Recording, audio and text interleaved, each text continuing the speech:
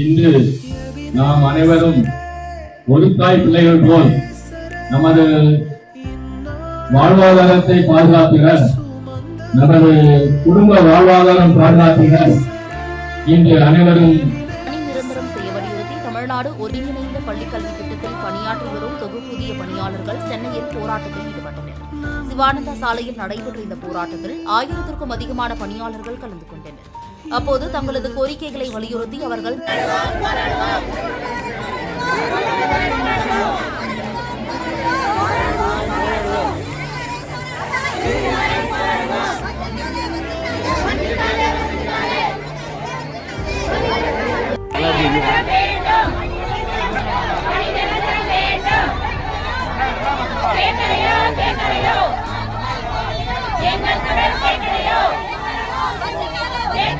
கேட்கலையோ